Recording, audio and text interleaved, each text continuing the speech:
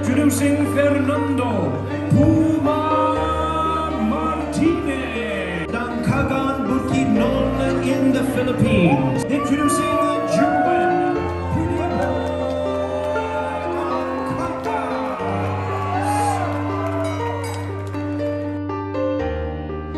Fernando Martinez versus Jerwin Ancahas. Iti may kadwa daras, inda mani nagsango parehas, mangnamnama, tindapan ng abak. Sublian tayo man ngo muna, damo ngayon na pa naglaban, defending champion, dito ni Jerwin, papagayam. Ato buksidor timayat kada ito nga umagaw, ngem amin met, inna na depensahan.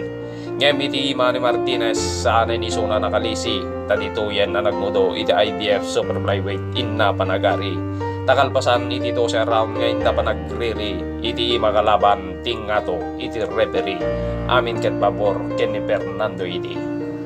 Napalabas ti sumagmamanabulan, itaad ti manin inda laban, iti sabali payaparang inda manin, agdin nanugan.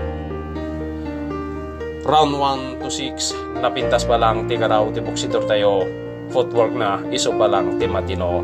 Kasta pa'y titanog na ato ti agdiso, in short, iso na palang ket alisto.